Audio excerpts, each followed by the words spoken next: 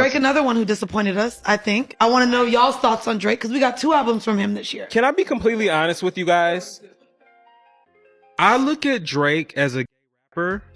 So imagine Drake as a bisexual man who does, straight music, and there's like an air of caution on every track. I feel like, honestly, Nevermind was him coming out a little bit more in his sauciness. Wait. An air of caution? Yes. Yeah, it's like he's like, I know I'm making this for straight people, like, ooh, gotta give the a little ooh like, so there's always, what's the new record, the 21, can you do something for me? Like, I see shimmy to that song and I'm like, ooh, it do sound like a little like, I want to like flip my ponytail back and forth. Like, what made you put hands on Drake? I did not put hands on Drake. Oh. And I do not want any problems with Drake. Drake is, right now, that's all I got. That's all I have to say. He's putting in his work. I didn't do nothing to Drake.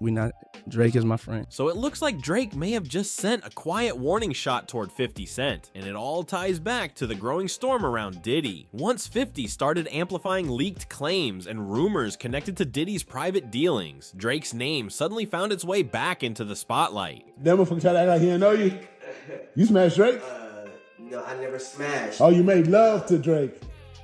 What used to feel like harmless industry overlap is now getting questioned heavily. People are asking if it was ever just music, or if there was more going on behind the scenes, allegedly. And now that the situation feels like it's cracking open, old Drake moments are being replayed differently. The handshakes, the parties, the industry ties that once looked regular now feel a lot heavier. Back in the early 2000s, Drake and Diddy appeared close. They collaborated, shared space, and moved like industry partners. At the time, nobody blinked. It looked like normal hip-hop business. 2 major figures crossing paths, studio sessions, mutual respect, nothing strange. But with all the recent allegations circling Diddy, especially claims about mentorship and favors coming with hidden expectations, people are revisiting everything with fresh eyes. Names like Usher, Meek Mill, YK Osiris, and French Montana have already been pulled into the conversation by the streets, so Drake's name popping up didn't shock everyone. From early on, people noticed how Drake moved differently. Nothing concrete, nothing proven, but the energy always felt a little off to some. The patterns, the optics, the breadcrumbs, they've been there for years. One of the loudest voices to bring Drake back into this discussion was Orlando Brown. And yes, Orlando has a reputation. He's said a lot over the years that made people dismiss him quickly, but sometimes even chaotic voices stumble into uncomfortable territory. Orlando didn't just hint, he made direct claims, saying his relationship with Drake wasn't what fans believed. He even alleged they were personally involved. Most people brushed it off instantly, calling it another Orlando moment. But the streets don't just listen, they watch timing, patterns, and reactions. Once people started replaying Drake's interviews, lyrics, and public appearances, those comments didn't feel as random as folks hoped. Take Drake's music. Certain songs raised eyebrows the moment they dropped. Lines from tracks like Girls Want Girls had people pausing mid-scroll. Drake later framed it as playful wordplay, nothing deeper. Still, many listeners weren't convinced. To them, it felt like more than clever bars. Then came For All the Dogs, especially the track Members Only. Lyrics blurred the line again between metaphor and personal reflection.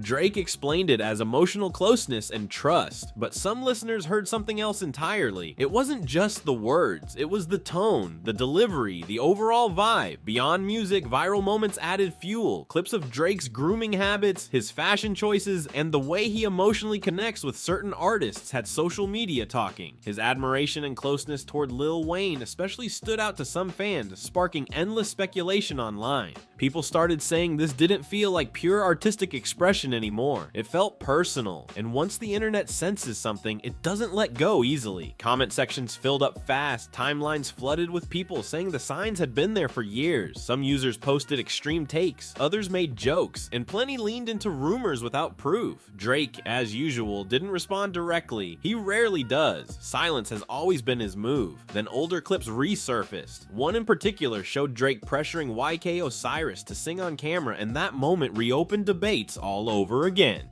And Wayne is my favorite person to work with, though, because it's just, oh, little Wayne, he's just too good. You gotta give Wayne He's the just love. too good. Drake, It's just too thank you. good. I ain't gonna eat no more. You owe me 60 bands, and you have to perform the song right now in the crib. What are we talking about? What are you talking about? I'm giving you an out. I'm not Baby. I'm not Boosie. You don't owe me no 2 rags, 5 rags. You owe me 60 bands. I'm playing the song right now. You ready? I need a full. You don't owe me no money right now. I swear. I need a full performance though. The real though.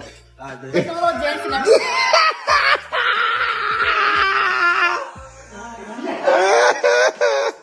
I'm serious. You just gotta be ready.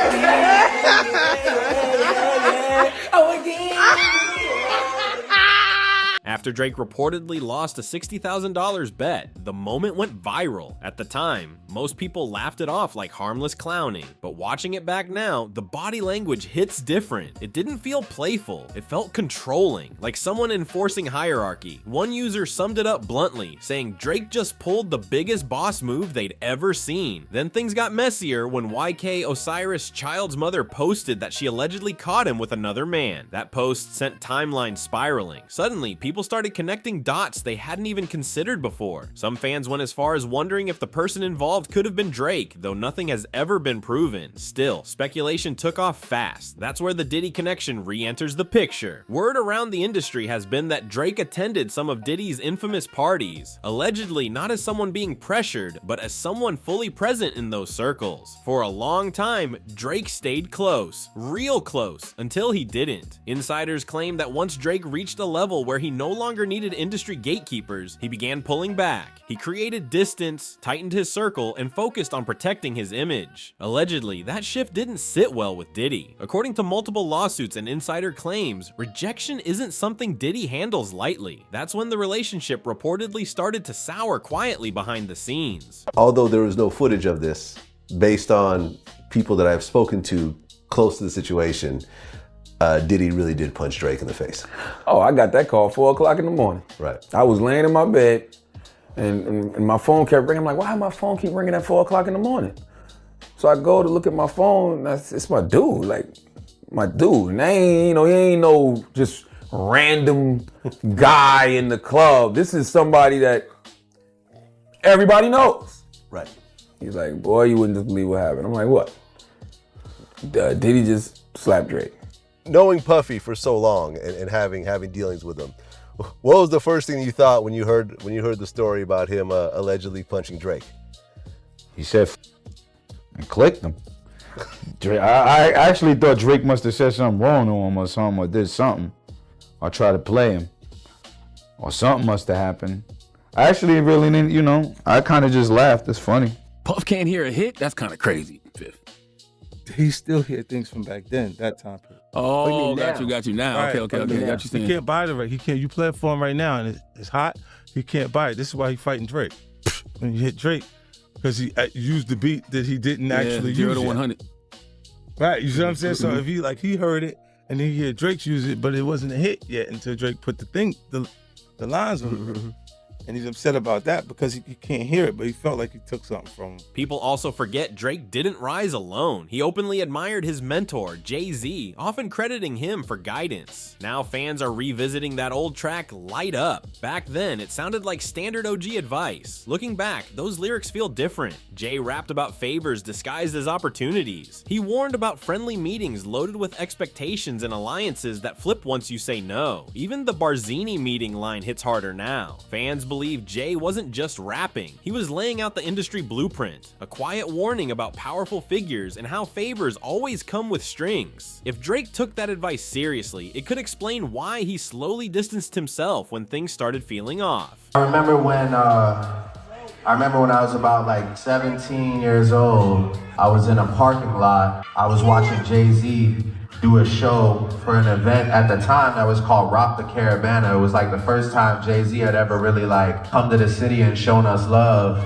And I was with one of my friends from school and I was in the parking lot and I'll never forget, we were watching. For me, that was really a moment that unlocked something in my mind. It made me realize that all this is possible, So I want to thank. Then came 2014. On the surface, it looked like a simple beat dispute, the 0 to 100 instrumental. Diddy claimed it was promised to him. Drake dropped it anyway. The track blew up, and according to multiple reports, Diddy was furious. That tension reportedly boiled over at DJ Khaled's birthday party in Miami. Word is, Diddy confronted Drake in the club, things escalated, and a physical altercation allegedly happened. That moment marked a clear fracture, but insiders say it didn't end there. Whispers started circulating that this wasn't just about music, it was about power, control, and bruised egos. 50 Cent even spoke publicly about the tension, adding more fuel. There were also rumors floating around Los Angeles about threats and intimidation.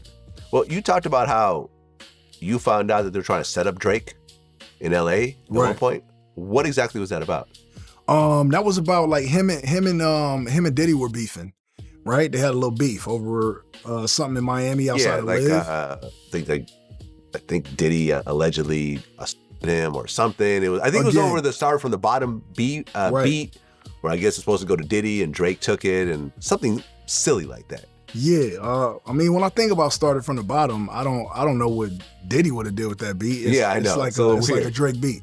But there were like calls, going around LA, and it was like, Drake here, Drake there, who will run up on him. I'm not saying LA get tricky. So, when there are beefs and they are here, no matter who it is, like there's certain people that are gonna get called, and I'm one of those people. So, I had privy, Drake to a little information. Like I said, I don't know where it came from, but I always, it's like my brother. So I hit him. I told him like, yo, this is what it is, but I got you. We over here, and I'm pretty heavy. So, we straight. Nothing confirmed, but enough noise to make anyone move carefully. Drake didn't take chances. He adjusted his strategy. That's when the game entered the picture. Drake didn't just collaborate with him. He aligned himself with someone deeply connected and respected in the city. He shot videos in Compton, not as fan service, but as a clear signal to the streets. And here's where things take another turn. During one of those Compton shoots, Drake reportedly became uneasy. According to Whack 100, something felt off that day.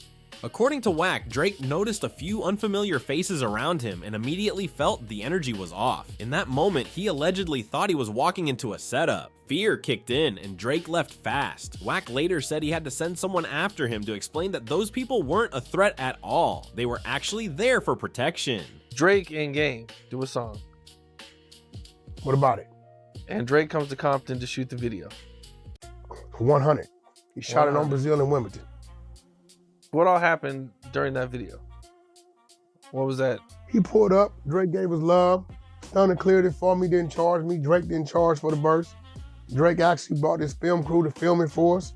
That's what he wanted to do. We was on the famous Brazil and Wimbledon shooting it, in the canal. We had to move blocks. And when we move blocks, we send the little homies to do what they need to do. Drake kind of seen some activity and shit. He did what a motherfucker you supposed to do. He got out of there. So we sent somebody to get him. Bro, it's cool. That ain't for you. That's for us. Because we seen shit going on. But we moving blocks. We're not just gonna hit the block without the block being right.